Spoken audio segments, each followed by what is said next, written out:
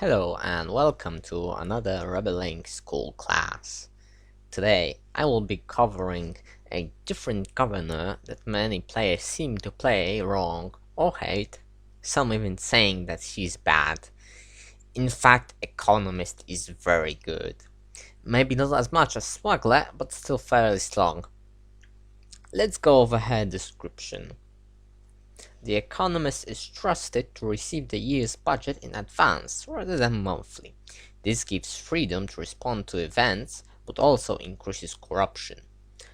Let's start with the simpler one, increases corruption.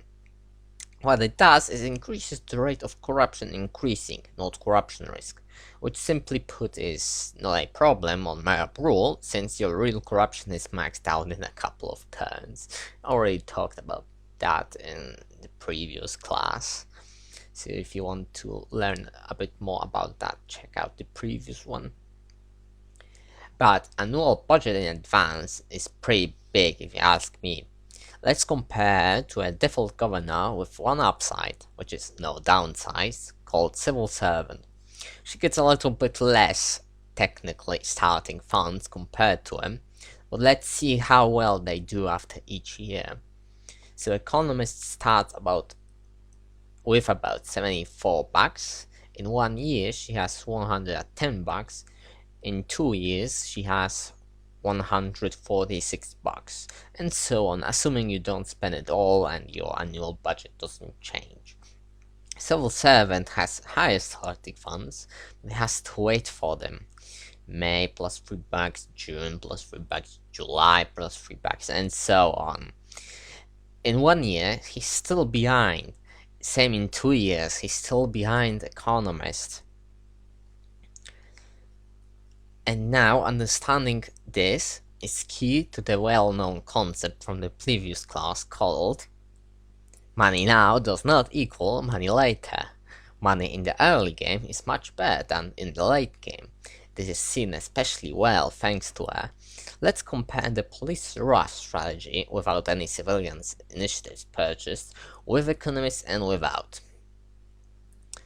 As you can see, here I'm out of money. Inflation is rampant and I don't have any civilian initiatives purchased. This is pretty bad. I have to wait for inflation to go down and money to flow in. Now if I had Economist, I would have about 30 bucks left over and zero inflation. This is huge since I can start construction pretty much immediately instead of waiting for my inflation to go down and money to flow in. I can use the spare money to buy PR, services, jobs, anti-corruption, whatever I feel like.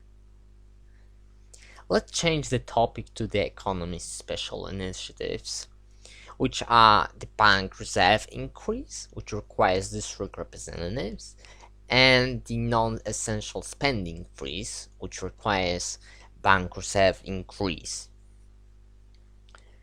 Economists orders banks to increase their reserve ratios so that they are required to hold more money, significant one-off reduction in inflation. This is what bank reserve increase does.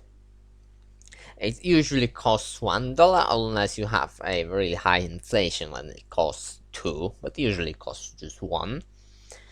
This initiative, as the description states, reduces inflation significantly. This can help immensely, like in the police rush example before.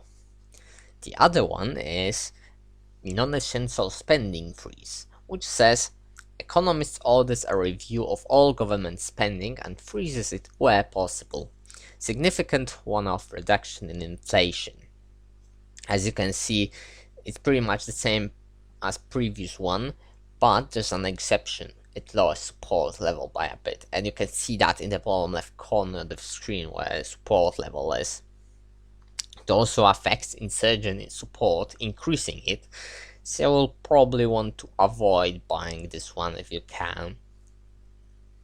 But some players still argue that Economist is bad because they've experienced this, like lack of money for garrison, or perhaps lack of money for this recurring foreign rival support insurgents event. Don't worry, I've been there too. There's a very simple solution to this, which is pretty much knows the entire argument of why Economist is bad. Basically, if you're an impulsive shopper, you probably should stop buying everything you can and be responsible for once. Save money for emergency troops or buy troops beforehand so they can be deployed if you need them. If you feel confident in your troops, your goal is basically to keep at least 11 bucks in your hand, in your bank, until January hits. All events have a 3-month expiration period after which you have to take a decision. So basically any events that fire in January, February or March can be solved in April after you get the money. The other idea is to buy Foreign Relations Office as a proactive move, not as a response to the foreign rival event popping up. I tend to buy it when I feel like there isn't anything pressing to buy, usually around 2005.